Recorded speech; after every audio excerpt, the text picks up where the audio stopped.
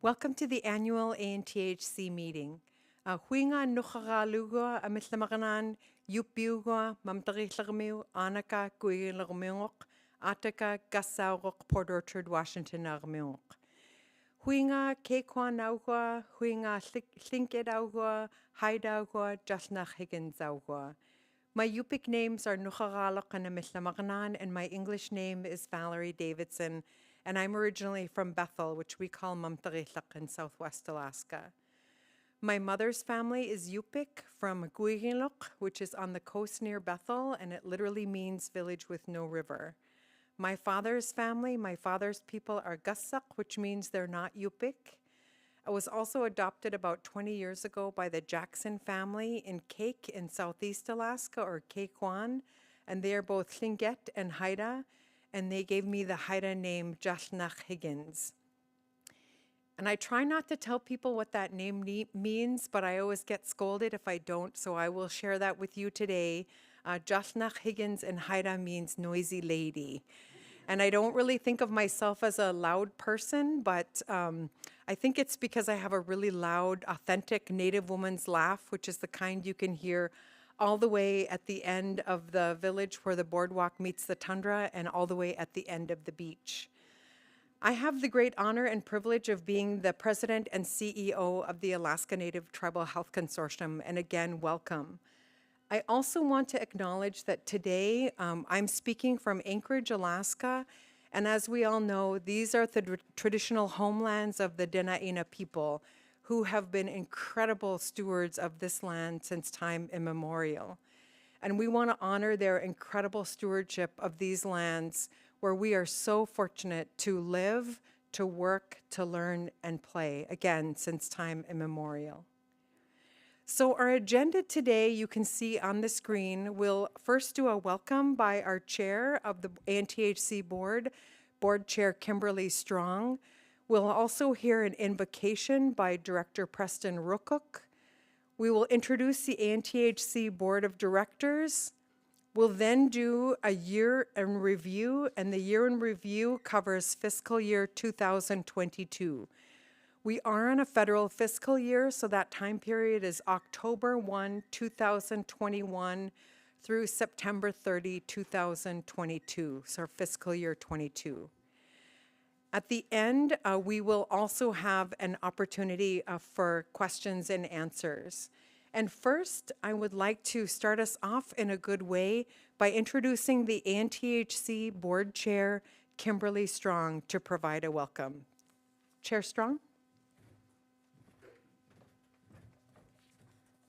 Boy, I don't know if that's in a good way or not. Eske yachatu asat klinket gainach chach nach hadsati ka gush hit ganach Haiti yeti.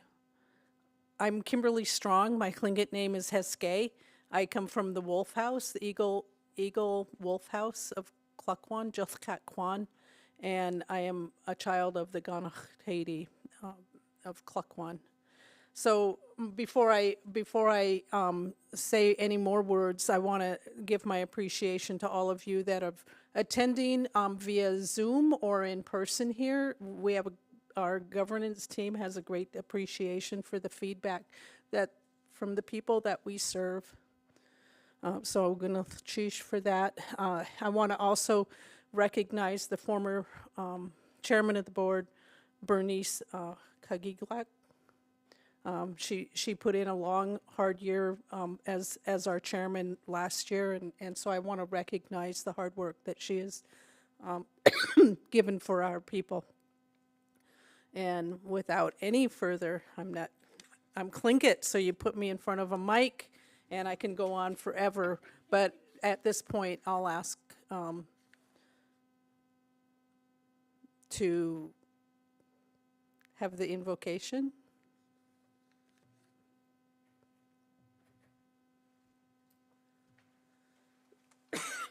I'm going to do the invocation today. Please pray with me. Let's all bow our heads. I'm going to pray in my language.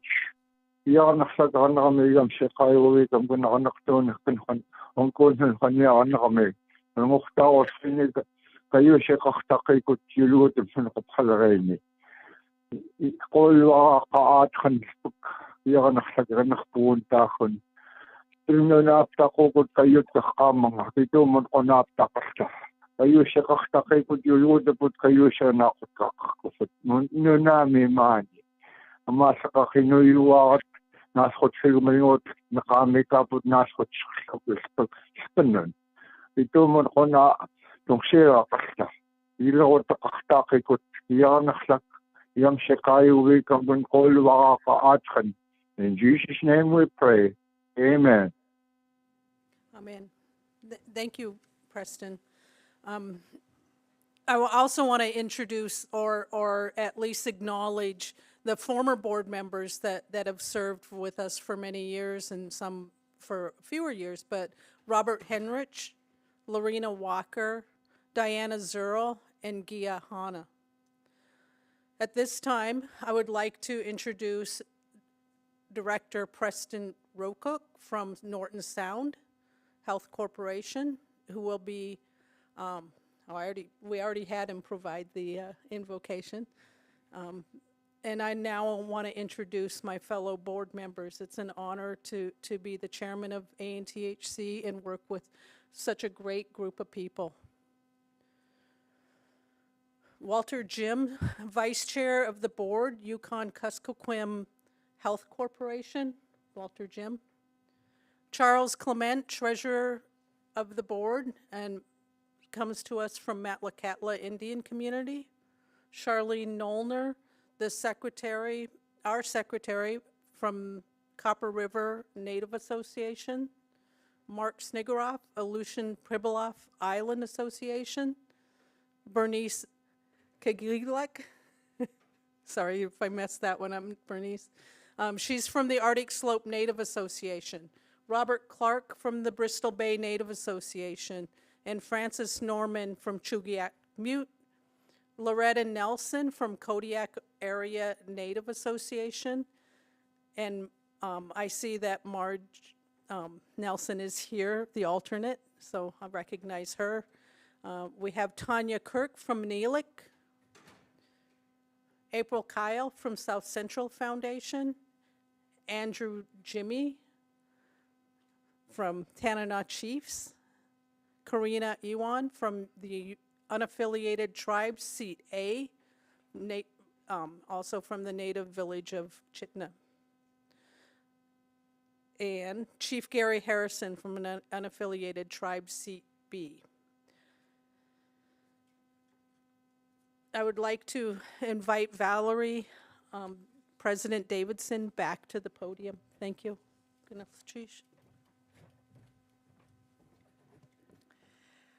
Oyana Chair Strong. So I just wanted to make a couple of more announcements. Again, our meeting is being streamed live on the ANTHC website at www.anthc.org. And it's also on the ANTHC YouTube channel. And since our meeting is being recorded, you can also watch the recording anytime on the ANTHC YouTube channel. So today we're going to hear updates, a number of updates. But before we do that, I would like to introduce the ANTHC executive team. And so if we can cue that slide.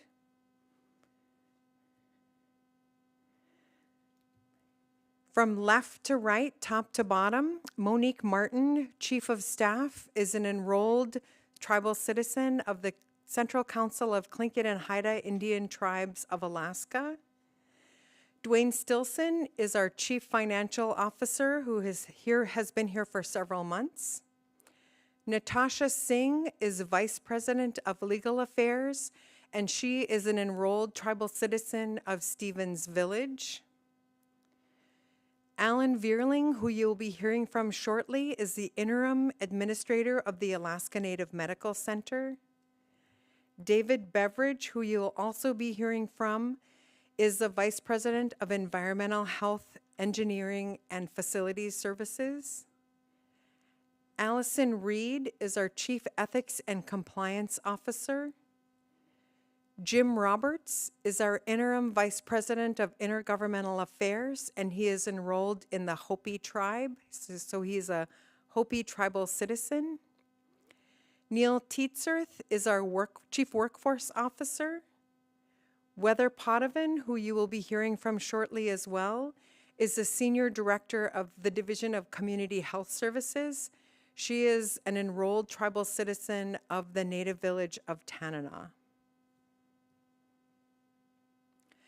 After the reports on the highlights of the fiscal year 22 provided by some members of our executive team, we're also going to host a question and answer session at the end.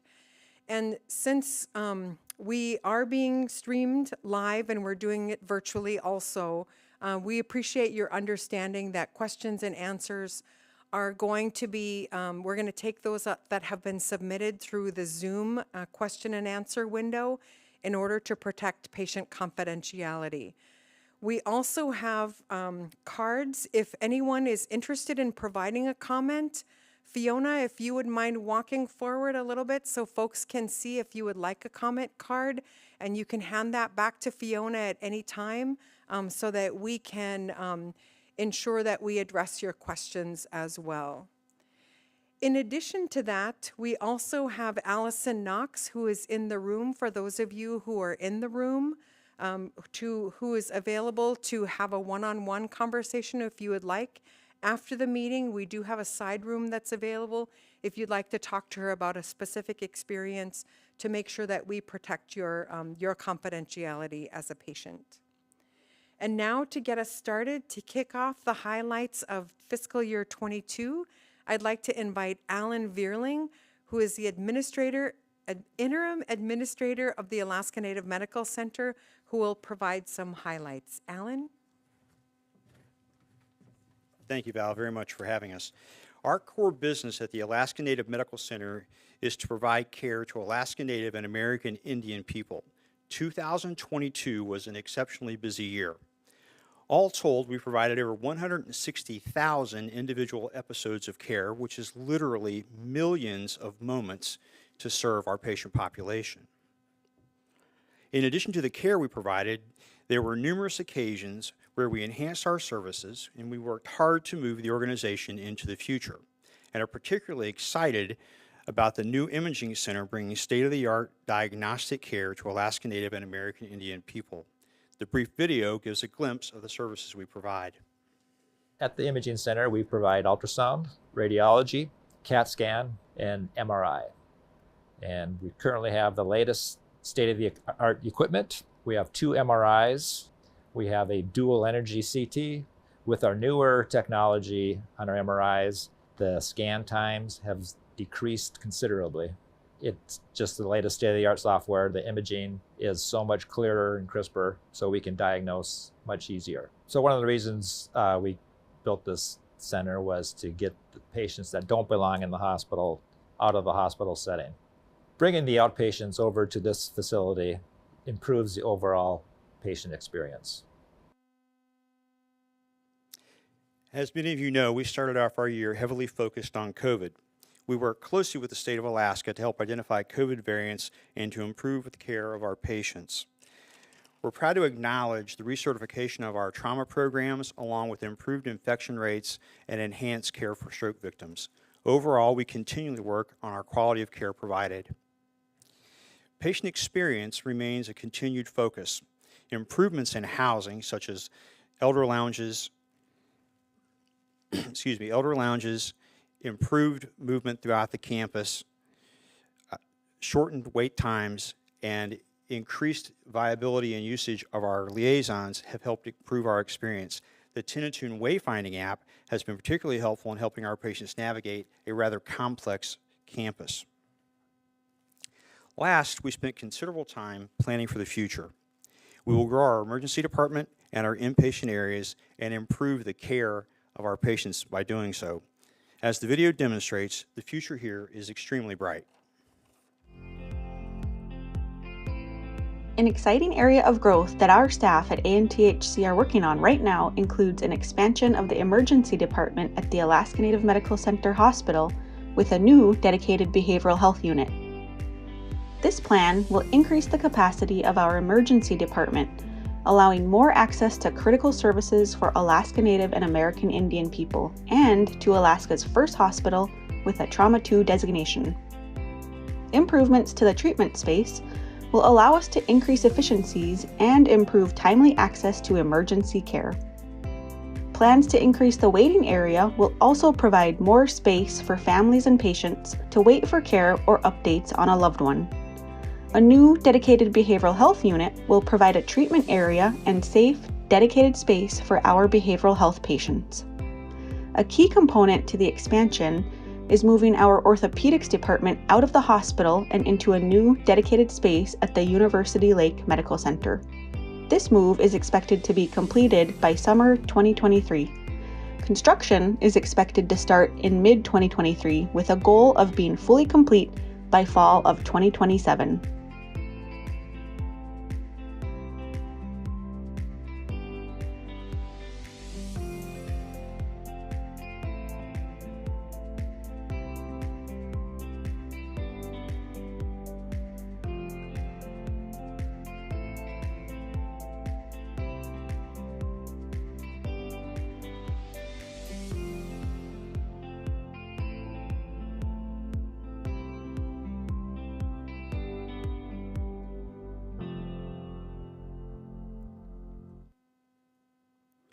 Guyana Allen. So Alan actually stepped into the role as interim ANMC administrator from his position as chief operating officer, and we appreciate Alan stepping up to fill that role. And I know your family is probably like mine. We're so excited about the expansion of ANMC and also expanding access to care. I wanted to extend a special appreciation to the folks who are working at the hospital today and all healthcare workers throughout Alaska. We're starting to see a surge in numbers as we're in the flu season and also RSV season. We're told that hospitals right now, not only in Alaska, certainly in Anchorage, are at capacity.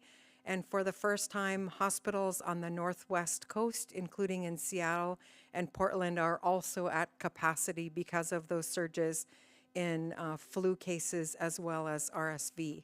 So again, Guyana, to all of you who are providing that critical care, and we extend our good thoughts and prayers to those who have loved ones who are receiving healthcare services right now. We also wanted to express, in addition to Senator Murkowski for her appropriation to be able to jumpstart that emergency department expansion, but I also wanted everyone here to know the incredible priority that the board provided, the ANTHC board provided, $257 million to be able to ensure that we have an expanded emergency department. We're also going to be expanding in the hospital, really, really incredible work. But it also requires, a hospital and an emergency. You can't just close it one day and ask people to come back in a few months when the work is done. We actually are going to be moving folks around, doing some other renovations, so that as those renovations happen in the hospital, we can still continue to provide critical services. I also want to acknowledge that, certainly during the time of COVID and right now, when our hospital is pretty much the same size that it has been over the last 25 years, we sometimes don't hit the mark. We don't have enough room, and we don't have people have been waiting for services as we have ramped up and reopened after COVID. And I wanted to make sure that if folks who are traveling, while you're traveling into town and you have questions about your travel or where you're going to stay, here is some information for the ANMC Coordination Center, and that number is 855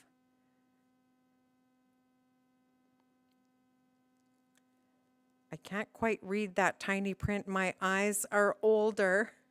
So that number is 855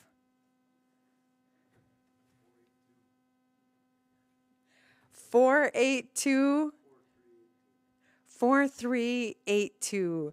And Guyana for Director Robert Clark on the ANTHC board, who has been my aging eyes interpreter, my my seeing eye director, so Kuyana. And again, also, if you have any questions or concerns or any compliments, again, Allison Knox, our Vice President of Patient Experience, is here in the room and is available to take your questions or your comments at any time. And then finally, excuse me. I'm really excited to invite, is that better? I'm really excited to invite Weather Potovin, Senior Director, to provide highlights of the Division of Community Health Services. And Weather recently was promoted to the position of Senior Director, and we're really excited to have Weather here. Kuyana Weather.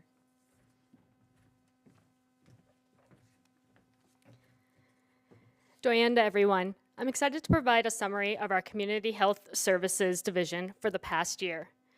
The division focuses on partnering to promote health equity across the lifespan, which we do by monitoring population and community-level health trends and developing or supporting programs for priority health issues for Alaska Native peoples statewide. We also provide education, training, and technical assistance to our partners.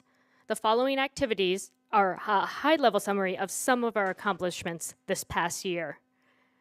To begin, in July 2021, ANTHC opened the Behavioral Health Wellness Clinic to promote Alaska Native wellness by offering immediate access to culturally attuned and evidence-based behavioral health care delivered through 100% telehealth services. We celebrated its first year of operations this past July, and during that first year of operations, the clinic saw over 400 patients and provided nearly 3,700 scheduled services. Our Community Health Aid Training Center was also busy this past year, where they trained 65 students in our new Education and Development Center building that represented 9 tribal health organizations, and those students were trained for this calendar year between January and October of this year. In addition to our regular training sessions, the CHAP program partnered with Alaska Legal Services and Tundra Women's Coalition and created an expanded health justice curriculum for community health aides. The training provides additional knowledge, skills, and resources for those impacted by sexual assault and domestic violence, with topics covering historical trauma, confidentiality and mandatory reporting, and behavioral health referrals. The training center also worked on several quality improvement projects throughout the year, including a new database that allows users to better identify changes to the CHAP statewide curriculum. Our distance learning network also throughout the past year completed their regular jobs of updating or reviewing 35 courses for CHAP, behavioral health aid programs, wellness and prevention, and the Alaska Native Medical Center. The division continued to remain busy this past year, providing technical assistance and training statewide. For technical assistance, the Alaska Native Epidemiology Center continued to expand and improve syndromic surveillance services to tribal health organizations. This program allows users near real-time monitoring of symptoms of concern in medical visit records. During the past year, we onboarded 3 regional emergency departments, so the program now serves 7 emergency departments managed by 6 tribal health organizations statewide. This past year, we also completed a pilot project onboarding 1 tribal health organization by adding their outpatient clinics to the system to determine the value of syndromic surveillance for small remote clinics throughout the state. Some examples of our training and education provided this past year include launching the Alaska Blanket Exercise as a virtual option. In the past year, over 700 people have participated in these workshops, either virtually or in person. In May, the Research Services Department and Alaska Pacific University partnered and hosted the 4th annual Alaska Indigenous Research Program. There were over 125 participants, speakers, and elders in attendance. Since inception, over 350 people have attended the program. And lastly, ANTHC's Substance Misuse Prevention Program managed a statewide opioid overdose recognition and response initiative. The intent of this is to increase the number of Alaskans trained to respond to an opioid overdose and administer naloxone. Throughout the year, ANTHC trained over 750 individuals statewide in administering this medication and mailed out over 2,300 opioid overdose response kits statewide. Moving next to the Alaska Dental Therapy Education Program. In partnership with Ilisavik Tribal College, this 2-year program trains dental health aid therapists, also known as DHATs, in providing professional and culturally competent dental care and prevention services. Since 2004, the program has had over 60 graduates and provided over 40,000 patient encounters, and that number is growing. To provide additional valuable learning experience for our students, ANTHC partnered with Yukon-Kuskokwim Health Corporation to allow 1 year of training providing clinical care at YKHC Dental Clinic. This past July, 6 students began their 1-year rotation at the clinic, and this partnership allows the students to have more patient encounters and provides the students the ability to work with dental assistants, dentists, and dental specialists in a clinical setting.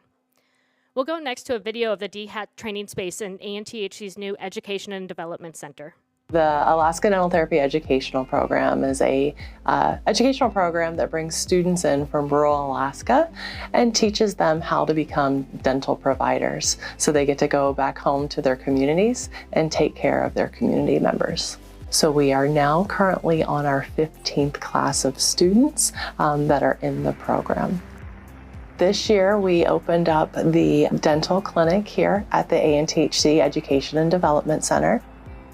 We have a dedicated sim lab where the students can do their pre-clinical learning.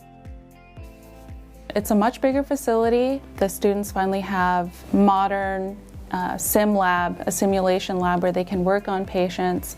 It's a mannequin that has their typodont teeth, which is just the fake teeth that they work on. Simulation lab feels like you are working as a provider in a dental chair with a patient there.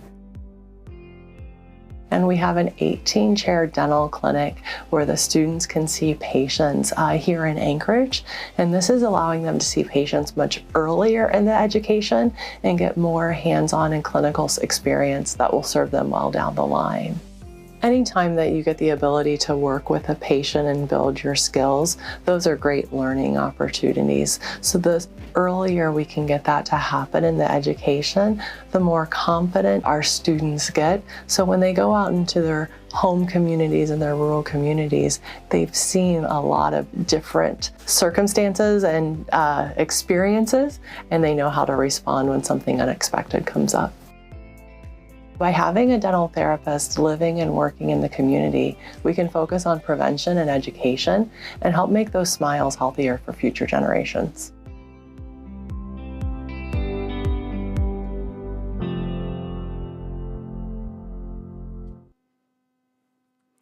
Guyana weather.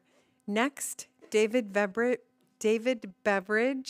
Vice President of Environmental Health, Engineering, and Facilities Services, will provide some highlights. David?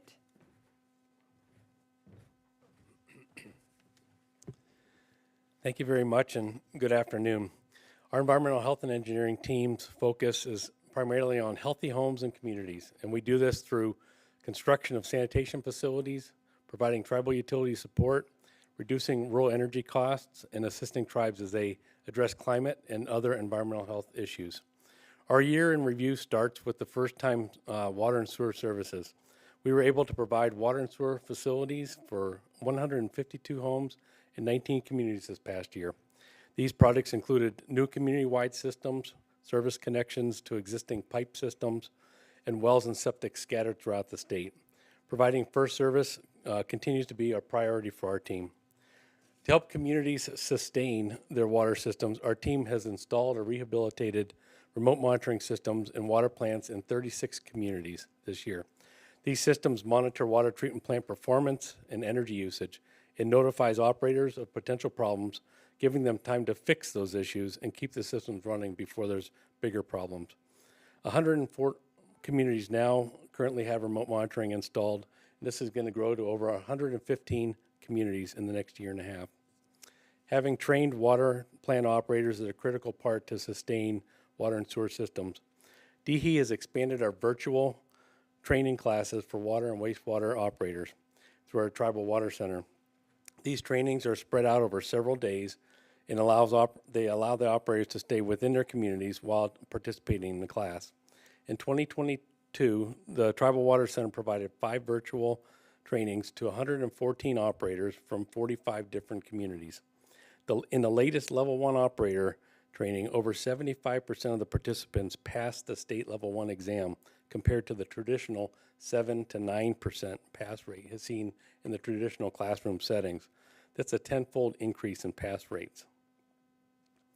Impact from climate change continue to present increasing challenges to communities. ANTHC has responded by these needs with multiple programs throughout the organization.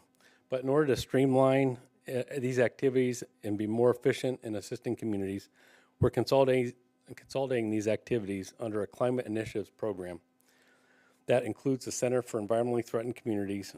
This program, the Environmentally Threatened Communities, has assisted more than 24 communities in planning and securing funding to assess hazards and to protect infrastructure. The Climate Initiatives Program will also work closely with the tribes in advocating for the unmet needs that environmentally threatened communities are currently faced with. A big part of our work is to assist communities with replacing aging infrastructure.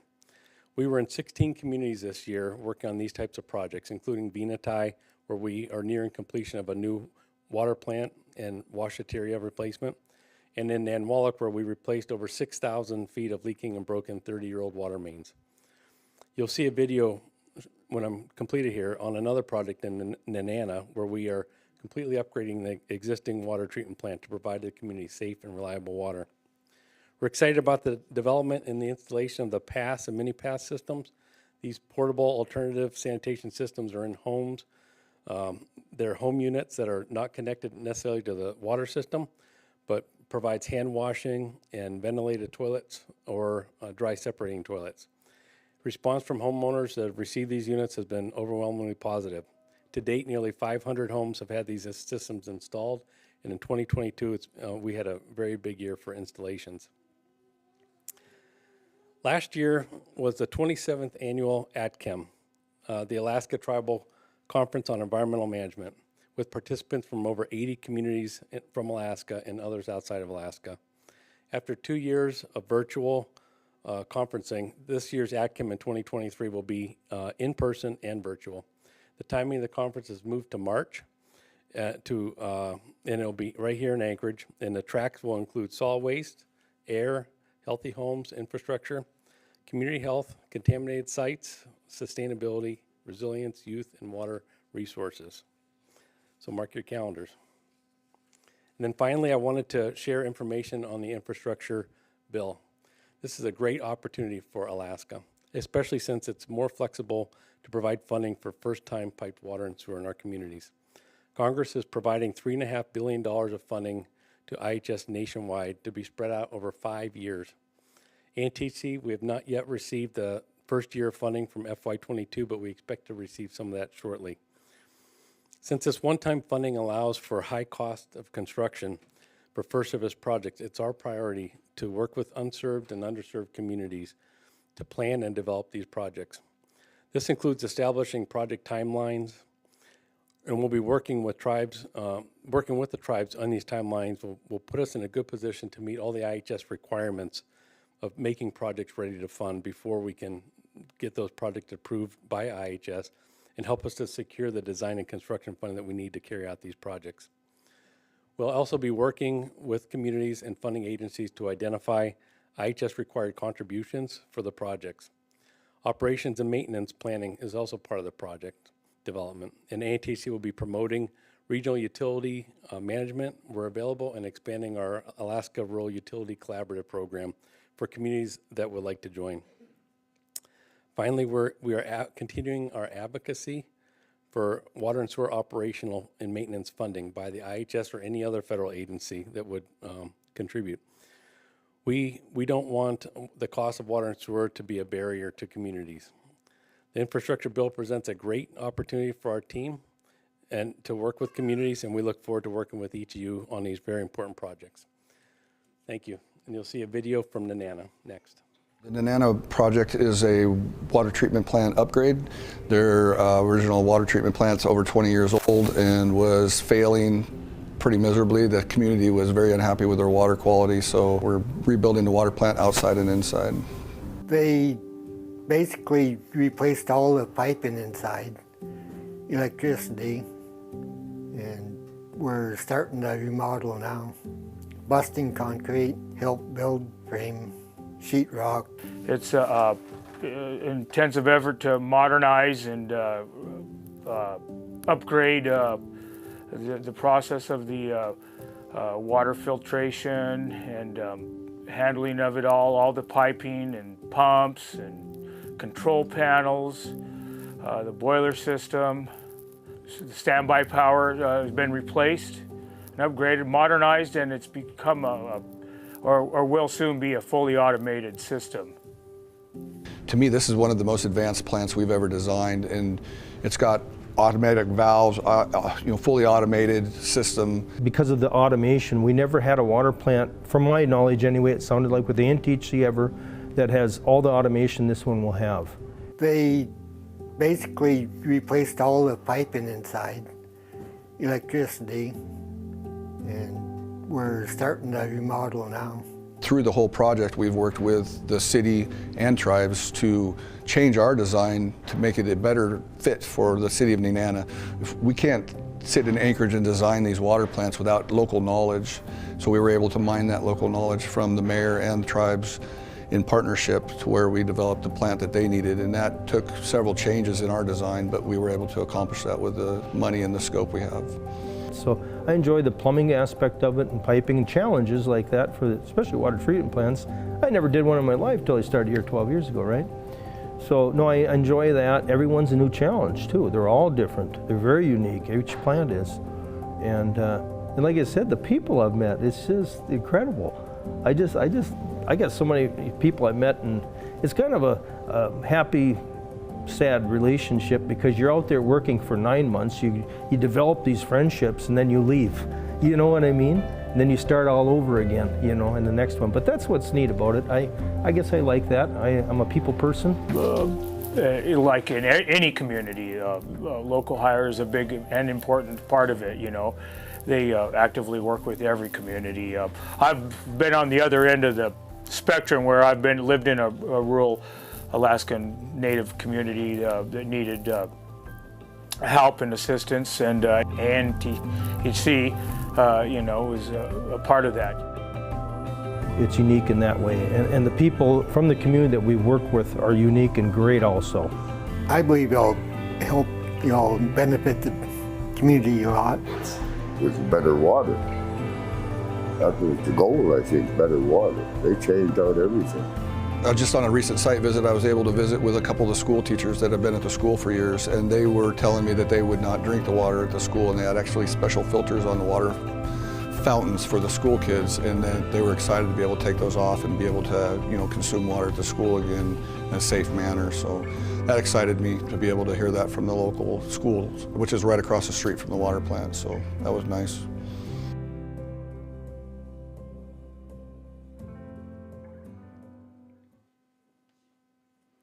Qoyana David. Next, Bryce Akagi, Vice President of Finance, will provide an overview of the fiscal year 2022 financials. Bryce?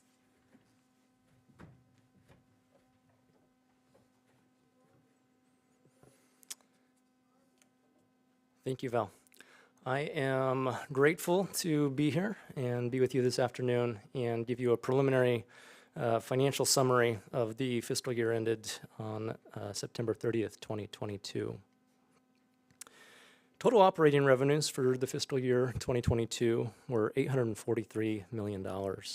Nearly half of this revenue, $403 million, was from third-party payments for patient care services at the Alaska Native Medical Center.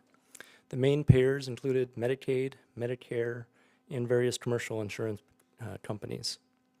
About a quarter of the revenue, $222 million, came from the Indian Health Service Compact, which helps support services throughout ANTHC, including patient care at the Alaska Native Medical Center, project administration at the Division of Environmental Health and Engineering, and community health and dental health aid therapist training within our Community Health Services Division. ANTHC also received $171 million in other grants and contracts that funded specific water and waste treatment projects in communities throughout the state. as well as community health, wellness, and prevention programs. $7 million in revenues were generated through ANTHC's real estate holdings, and $5 million in revenues came from tuition and fees at the Alaska Pacific University. The remaining $34 million in revenues was from various other activities, such as medical supply sales from the Regional Supply Service Center warehouse, and donations and contributions. Total operating expenses for FY22 were $790 million. ANTHC's largest division is the Alaska Native Medical Center. $530 million went towards the provision of patient care services at ANMC. These expenses include provider, nurse, and other staff salaries and benefits, patient travel and patient housing, as well as pharmaceutical and medical supplies needed to and used in the treatment of our patients. The Environmental Health and Engineering Division spent nearly $115 million on projects throughout the state to improve water, waste, and other infrastructure. This is about a 10% increase over the prior year, and we are excited to see this grow significantly in the coming years with the Infrastructure Investment and Jobs Act. Nearly $90 million of operating expense went towards ANTHC corporate services, which include human resources, legal, health information technology, communications, finance, accounting, and contracting and procurement, as well as many of our statewide services. The Community Health the Community Health Services Division spent nearly $28 million to provide research and epidemiology services, community health, wellness, and prevention programs, and training for community health aides, dental health aid therapists, and behavioral health aides. The remaining operating expenses include education services at the Alaska Pacific University and charitable work through the Healthy Alaska Natives Foundation. 2022 brought a new set of challenges with the Delta and Omicron surges of the COVID pandemic to the eventual drawdown of the public health emergency. Despite some of these challenges, ANTHC continues on an overall upward trend in revenues and services provided, nearly doubling annual operating revenues over the past decade. ANTHC is poised to make significant investments in facilities, equipment, and services to meet the challenges of the future. Thank you.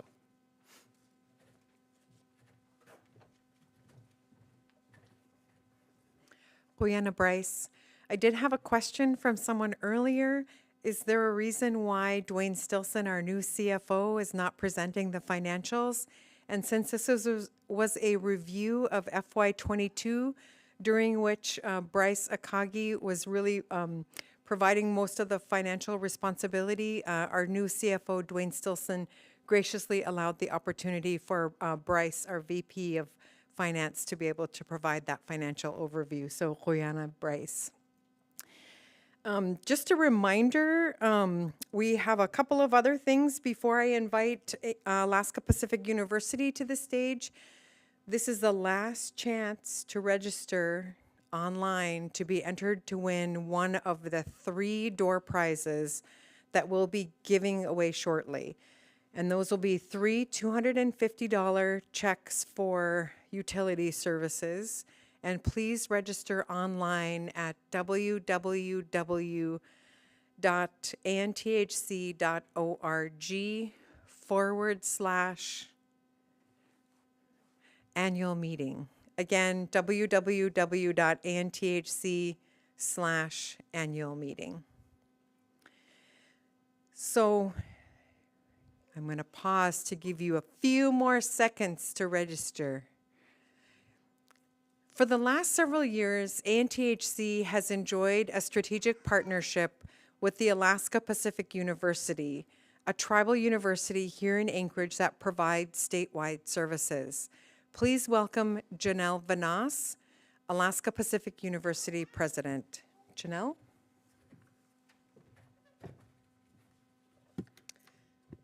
Thank you, Val. And as the president of Alaska Pacific University, I just want to say thank you to all of you for this opportunity to talk about this positive partnership that we have. So Alaska Pacific University is dedicated to building out health-related and other programs to support the needs of the Alaska communities that you serve. In the spring of 2022, the first cohort of APU nursing students graduated. Of 16 graduates, 14 reported going directly to work for ANTHC. We are expanding our nursing program, including outreach programs in Bethel, Utqiagvik, Fairbanks, and Juneau. We are providing credit for health occupation certificates with an articulation into an associate's degree program for those that wish to continue on. The Community Health Aid Program, CHAP, that accreditation has moved from UAF to APU. The Environmental Public Health Program has been created and is accredited, and we're moving to add an associate's level degree program for that program. We've also added a health service administration concentration for our business degree programs. And of course, we are continuing our counseling psychology program, which is such a high need in these current times. This semester alone, we have 274 students enrolled in a health-related program. In our overall goal to become a tribal university, we are tribally serving right now, we are building our programs to be responsive to Indigenous students and to incorporate the value-added learning for everyone that comes from Indigenous ways of knowing and being included in that higher education. This relevance of our programs allow us to be meaningful extension and help you with your goals to develop leadership and workforce from within your own community. APU provides scholarship for Alaska Tribal Health Service employees, board members, and dependents. In this last year alone, 117 people took advantage of this scholarship, representing 16 different tribal health organizations. We are on track this year to see higher numbers of people participating in that scholarship program. We also work with our partners to build that leadership. Since its inception, we've had over 150 graduates from the Alaska Native Executive Leadership Program. We are expanding in our enrollment in a time in which most universities are seeing a decline. We've really appreciated the partnership, and we look forward to continuing to partner to provide quality education for Alaska Tribal Health System organization, but all of the communities that you serve. Thank you. Appreciate the opportunity, Val.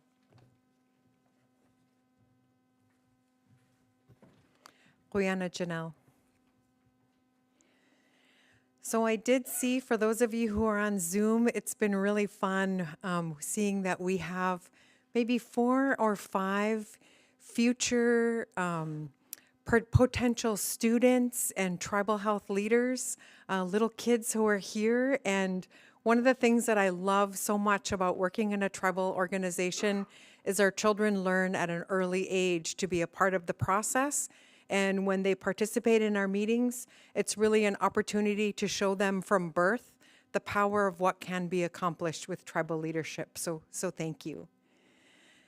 In addition to our partnership with the Alaska Pacific University, we also want to thank and acknowledge so many Alaska Native Claims Settlement Act, or ANTHC corporate partners who generously shared much needed COVID-19 pandemic relief funding. It was really a challenging couple of years, and we wanted to acknowledge their incredible support. First to CIRI, Cook Inlet Region, Inc., along with South Central Foundation, provided $14.6 million for ANMC outpatient imaging services, including the opening of the outpatient imaging center that we talked about earlier. AFOGNAC also provided $7.2 million to allow us to be able to increase our staffing and also make sure that we had additional testing supplies and testing costs were covered. Chugach Alaska Corporation contributed $2.16 million for equipment needed for COVID response, ensuring that we could provide care in a safe manner for everyone. Doyan Limited provided $1.27 million for expansion of COVID-19 testing space and also for lab remodeling. And finally, Alaska Federation of Natives provided $222,000 for equipment urgently needed for the COVID-19 response. In addition, they also recently made $10 million available from a grant that they had acquired from a federal organization, NTIA, to be able to ensure that we can deploy telehealth equipment out to your clinics. And so we really appreciate everyone who really contributed at a time, quite frankly, that tribal health needed it the most. And you know, we were all really struggling with the COVID surges of the last year. As I mentioned earlier, we're also really seeing what's happening right now with RSV and also the flu. And we really appreciate our community stepping up and rising to the challenge every single time. Kuyana. In addition, I want to leave on a really positive note now that we've covered some of the things from the last fiscal year 22. Over the last year, the ANTHC board really worked with other tribes and tribal organizations from around the state to develop the strategic plan, to be able to develop a 3-year strategic plan, 2023 through 2025. And this plan, in addition to the strategic plan, the board also adopted an additional comprehensive financial plan that will allow us to be able to meet our future needs of the organization. I wanted to make sure that we acknowledge the contributions from the board of directors, but also those when the board reached out for asking for additional help for what we needed, where you thought we needed to go. We were really excited that that happened. And so, Kuyana, to the ANTHC board, we are rapidly rolling out some of those key performance indicators that will improve patient quality, improve access to care, improve our financial position, and make sure that we can provide an appropriate level of care at the right place, at the right time, and in the right manner. At this point, I think we're going to get ready for question and answers. And if I can ask our presenters who were here earlier to join me on the stage. While they're doing that, I did want to make sure that you knew that a part of that 3-year strategic financial plan also included some pretty significant investment into our emergency department expansion and emergency services I mentioned earlier. The board also is doing some capital catch-up investment from the last several years, and so a lot of making sure that we have the right medical equipment, that we have the right staff to be able to meet our current and future needs. So with that, I'm going to start with questions and answers. And so the first one is,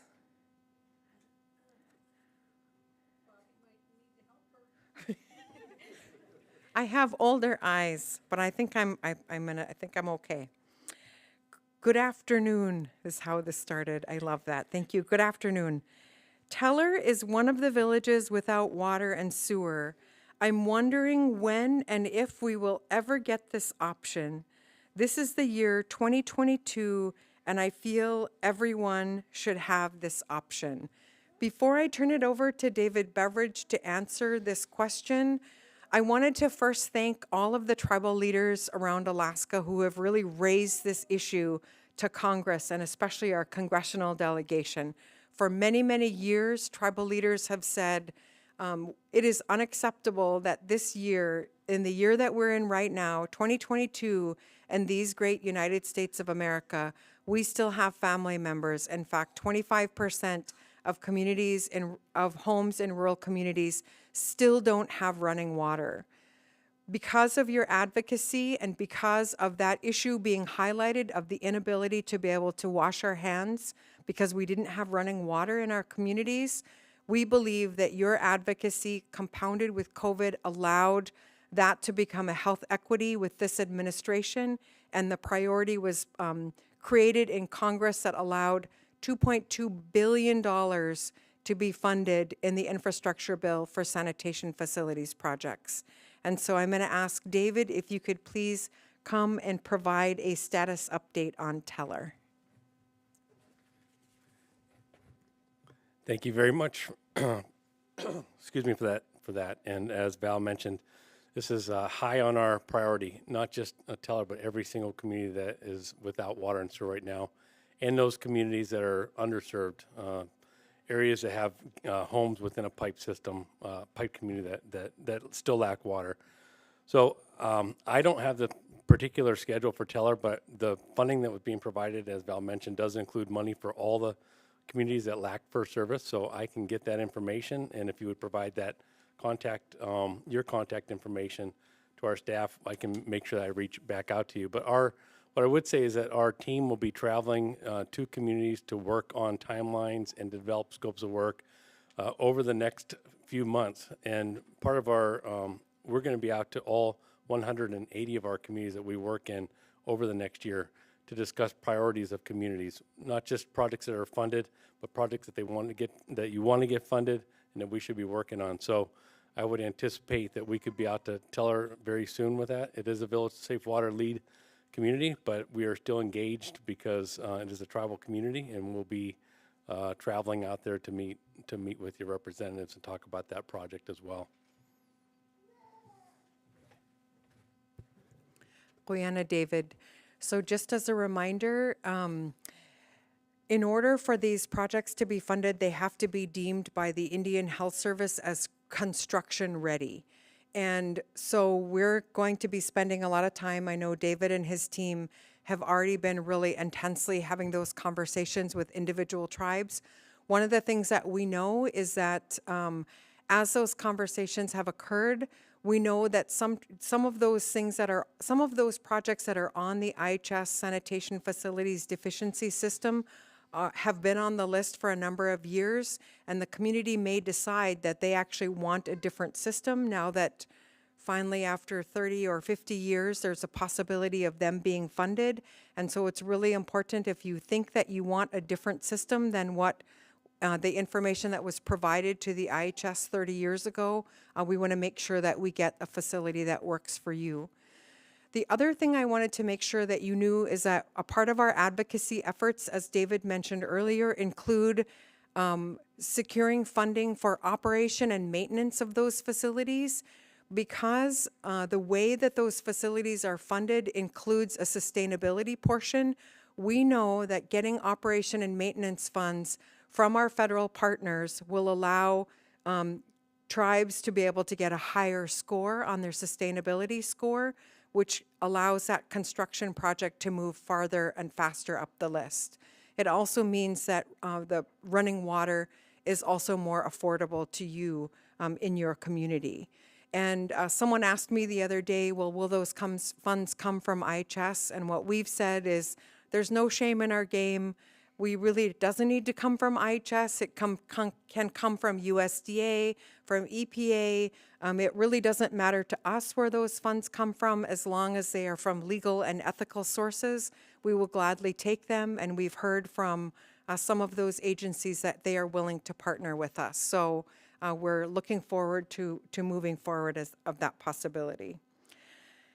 There was also a question about looking at the slide of the executive team at ANTHC.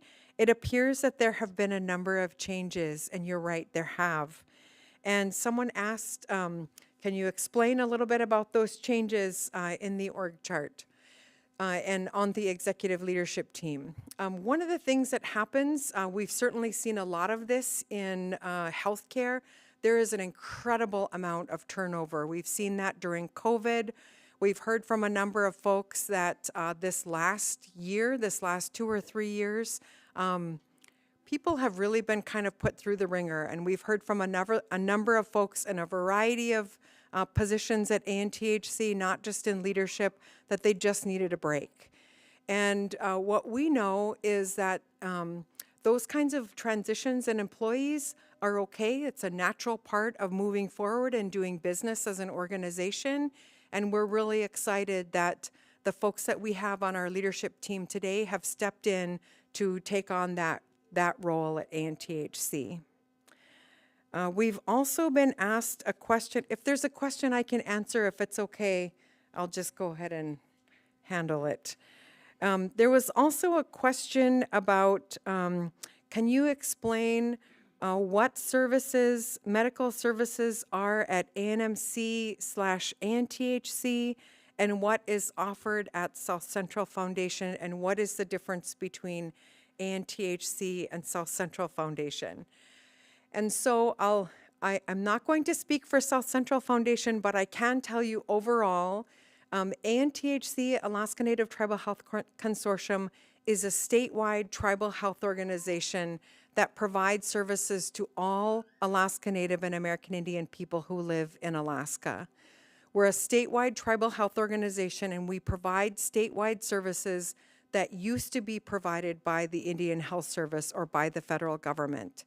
And so we also, in addition to co-managing or jointly managing the Alaska Native Medical Center, we don't do that alone. We do that with South Central Foundation, management of the Alaska Native Medical Center. Generally, the South Central Foundation manages primary care. They also provide behavioral health services. I'm not going to go through the entire list of services that are provided by South Central Foundation, but ANTHC generally provides statewide services.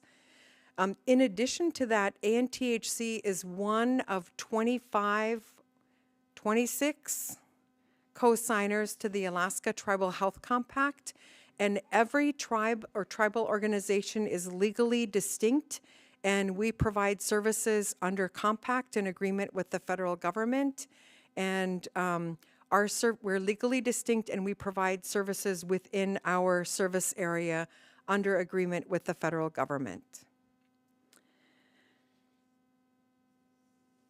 I'm going to go to a question for someone else to give you all a break from me.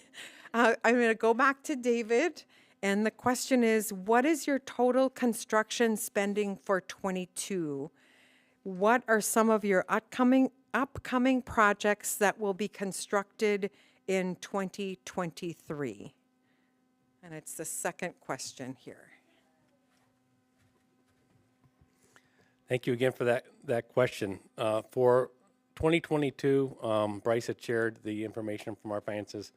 We spent about $115 million in DHE. About $9 million of that was programmatic, which means that we spent about $106 million on actual construction, and that included rural energy projects, first-time water and sewer, like out in Anchorage, where we just hooked up 76 homes this year, and small projects.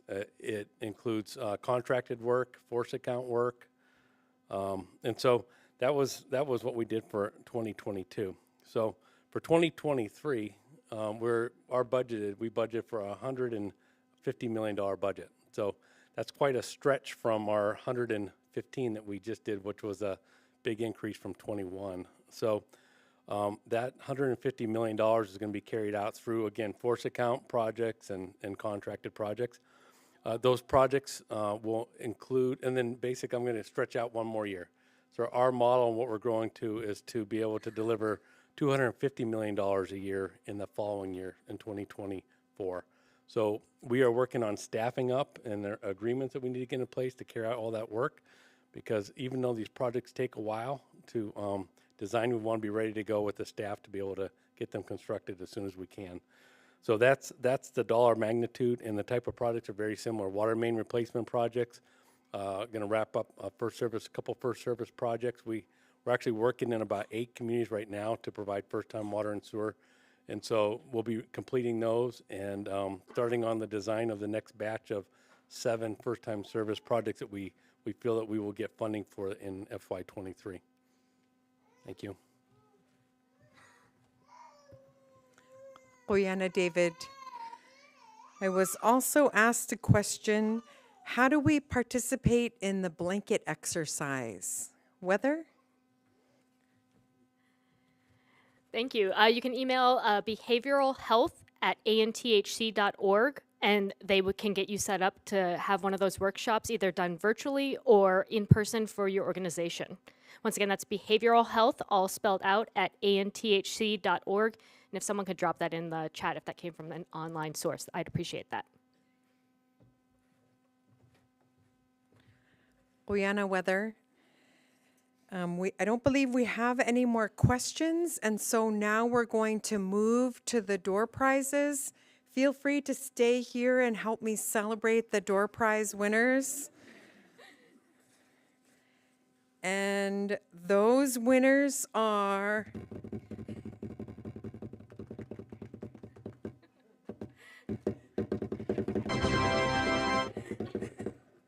a $250 utility check to Melina Andery.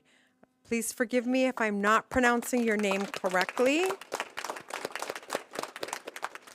And we do have your contact information, so we'll be in touch about how to get those that check to you. Next, the next winner is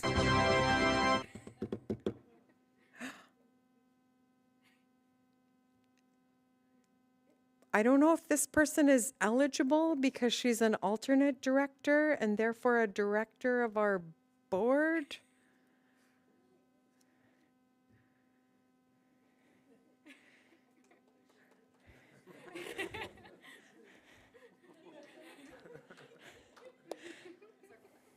We'll come back to that one.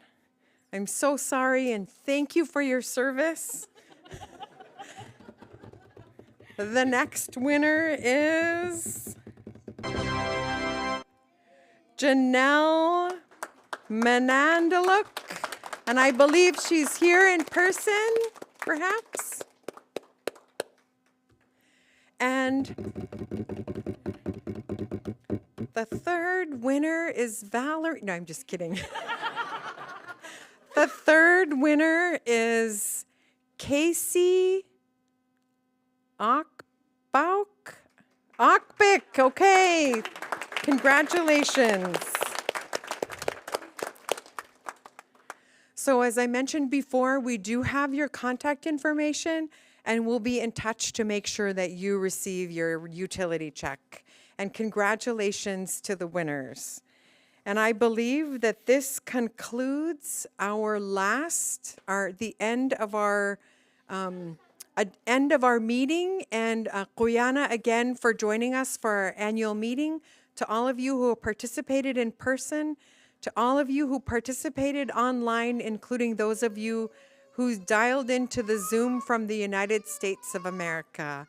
So again, if you have questions that you'd like to submit anytime, feel free to submit those comments to www.anthc.org/annual meeting. And again, I'm going to ask Allison Knox, our Vice President of Patient Experience, to stand. And if you wanted to ask her any questions or have a conversation with her privately, you certainly are available to do that. And then also I wanted to let you know that you are also free to reach out to me at any time on my work cell phone and again, my name is Valerie Davidson. My cell phone number is 907-519-2090. Again, 907-519-2090. And with that, Guyana, thank you all so much. Doi.